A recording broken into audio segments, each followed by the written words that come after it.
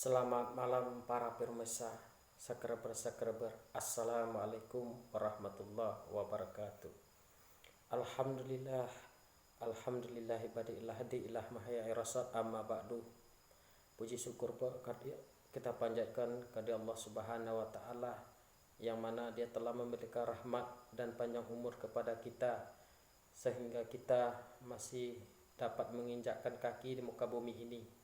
Salawat bertasalam tak lupa pula kita curahkan kepada junjungan kita Nabi Muhammad sallallahu alaihi wasallam. Allahumma salli ala Muhammad. Baiklah, sebelum saya melanjutkan konten ini, izinkanlah saya berselawat. Mudah-mudahan selawat ini bermanfaat dan kita mendapat keberkahan, yaitu selawat Kak Ujang Bustami. Allahumma sholli ala Muhammad, ya Rabbi sholli alaihi wassalim.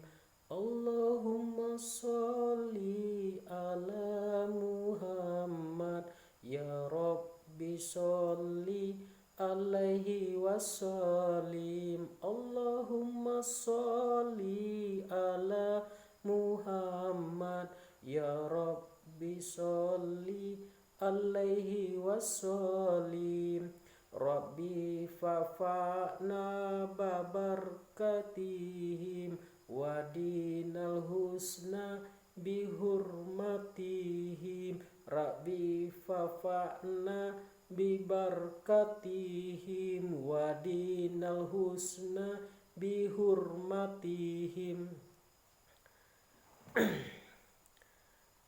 Itulah salawat tadi. Baiklah, sebelum kita melanjutkan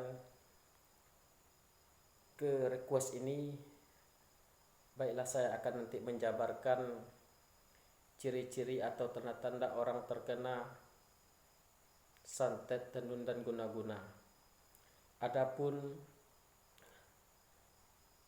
di masyarakat kita, baik itu khususnya di Indonesia, banyak saudara-saudara kita yang terkena guna-guna santet yang dialami oleh masyarakat. Itu ada hal perbuatan dari dukun-dukun yang tidak bertanggung jawab.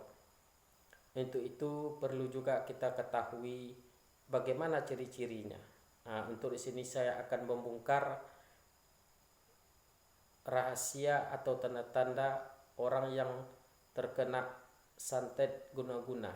Yang pertama adalah orang yang terindikasi kena santet, dia akan susah atau sulit pada saat tidur malam. Yang kedua, mengalami rasa kegelisahan dan ketakutan yang tidak jelas. Dan yang tiga, badan terasa berat serta lebih banyak malas untuk melakukan aktivitas yang lebih bagus. Yang keempat, pada tubuh ada gejala aneh pada tubuh si korban. Yang mana gejala aneh ini, kalau dia mengalami sakit, diperiksa ke dokter, maka penyakitnya tidak akan ketemu. Yang kelima, sering mendapat mimpi buruk yang menakutkan. Contohnya, mimpi melihat hantu, mimpi melihat orang meninggal, atau mimpi melihat binatang yang kadang-kadang mimpinya berulang-ulang. Selanjutnya yang keenam, sakit pinggang tiba-tiba atau sakit dada dan kepala secara tiba-tiba. Yang ketujuh, orang yang terindikasi kena santet ini adalah bawaannya sehari-hari adalah biasa, tetapi setelah dia terindikasi bawaannya adalah emosi yang berubah-ubah. Terkadang temperamentalnya berubah. Yang kedelapan, tipuan pandang kepada orang yang terindikasi kepada lawan jenis juga bisa berubah. Bahkan sifat dan keegoannya juga berubah. Yang kesembilan,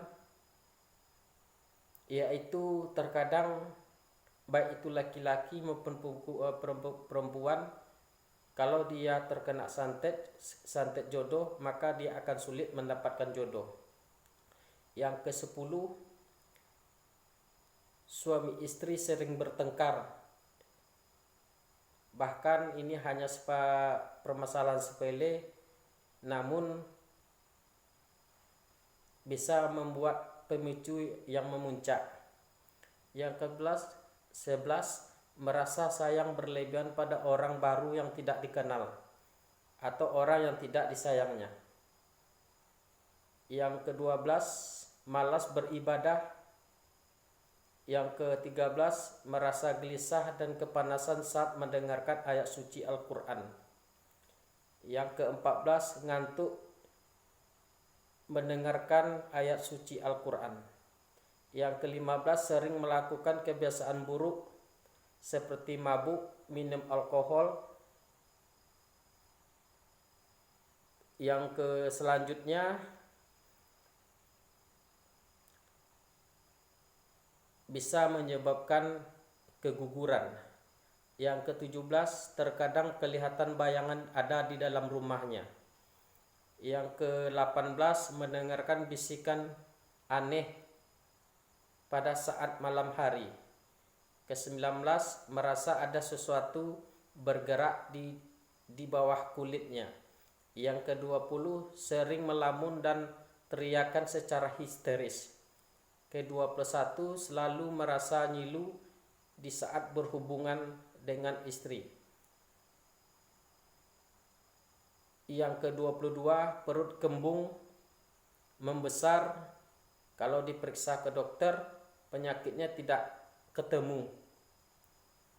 Ke-23, sering sakit-sakitan yang tidak jelas penyebabnya. Yang ke-24, nafsu yang berlebihan di saat dia berhubungan dengan keluarga atau istrinya. Mudah-mudahan dengan penjabaran ini bisa sebagai perbandingan atau sebagai pembelajaran bagi kita, apakah kita terindikasi atau tidak. Untuk itu, supaya kita terhindar dari hal kejahatan manusia yang tidak bertanggung jawab atau kejahatan dukun-dukun santet, marilah kita tingkatkan ibadah, perbanyak ibadah, perbanyak berselawat. Mudah-mudahan kita diberikan syafaat, diberikan keselamatan dunia dan akhirat. Ihdinas siratal mustaqim. Assalamualaikum warahmatullahi wabarakatuh.